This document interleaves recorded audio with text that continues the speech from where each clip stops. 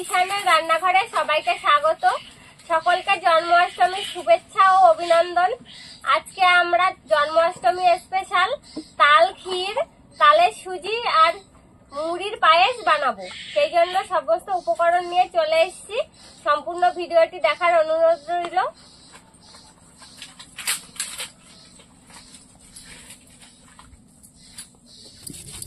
এদিকে দেখুন, আমি তালের পাল্প বের করে নিচ্ছি।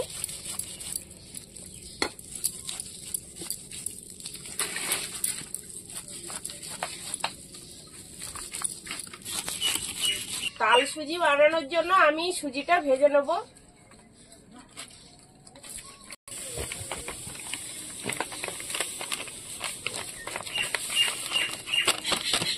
সুজিটা হালকা করে ভাজবো।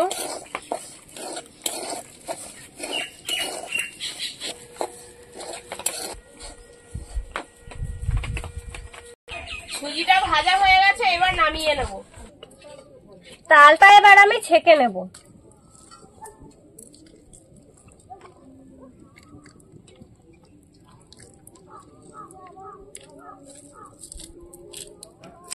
সুজিটা ভেজে নিয়েছি, এবার তালটা দেব।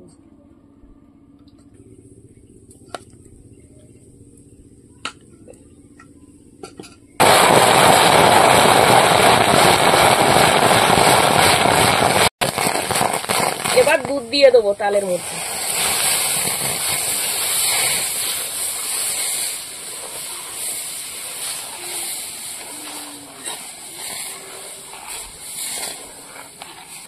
দুধটা জাল করে নেবো। এবার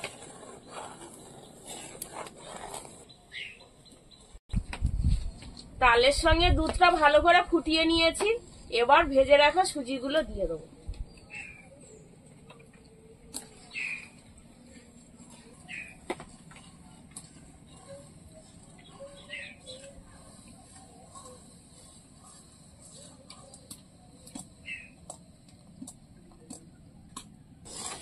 অল্প অল্প করে দেব আর ভালো করে ঘেঁটে মিশিয়ে নেবো, না হলে দলা দলা পড়ে যাবে। ওই জন্য অল্প অল্প দিচ্ছি আর এই ঘেঁটে ঘেঁটে নিচ্ছি।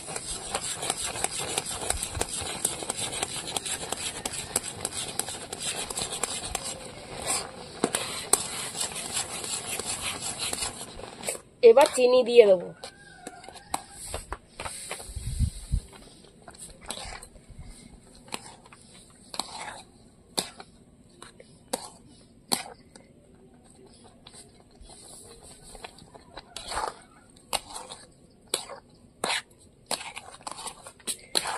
এবার ভালো করে এটা নাড়াচাড়া দিয়ে নিতে হবে।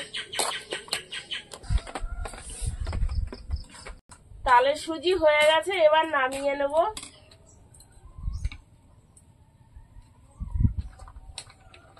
এবার এই থালায় নামিয়ে সেট করে নেব।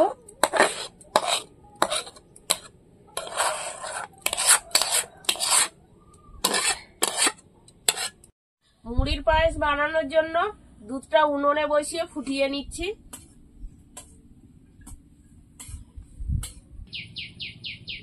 আমি সাজানোর জন্য চেরি ফল কেটে নিচ্ছি।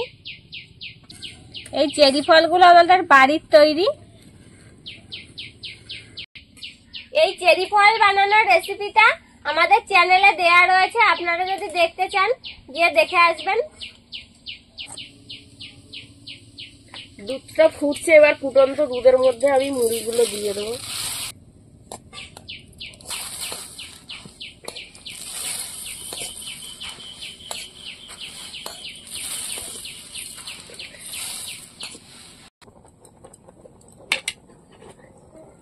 এবার চিনি দিয়ে দেবো।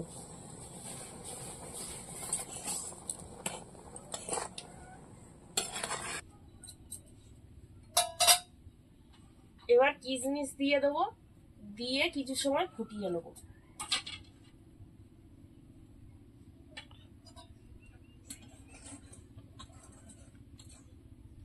মুড়ির পায়েস হয়ে গেছে, এবার আমি নামিয়ে নেব।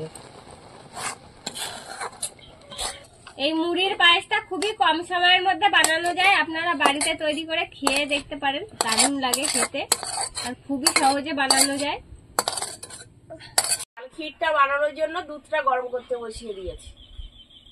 দুধটা ভালো করে ফুটিয়ে নেব। এবার চালের গুঁড়ো দিয়ে দেবো। আপনারা চাইলে চাল দিয়েও করতে পারেন, যেহেতু এটা তালের ক্ষীর, চাল বেটে করলে খুবই ভালো হয়, সুন্দর হয়।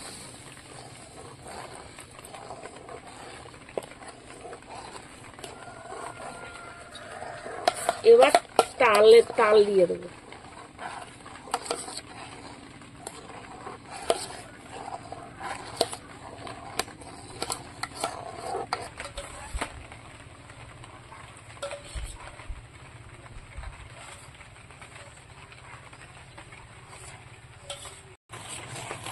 এবার চিনি আর কিশমিশ দিয়ে দেবো।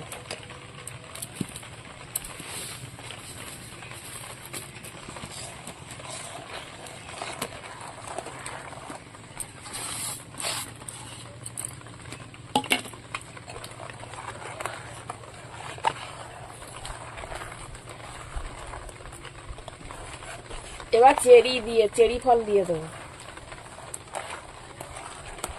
অল্প করে চেরি ফল দিলাম, আপনারা নাও দিতে পারেন চাইলে।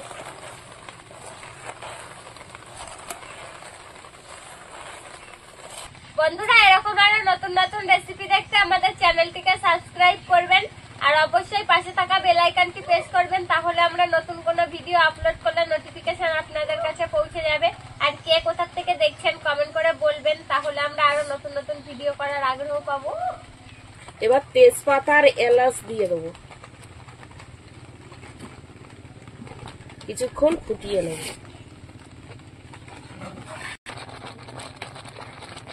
তালের ক্ষীর হয়ে গেছে, এবার নামিয়ে নেব।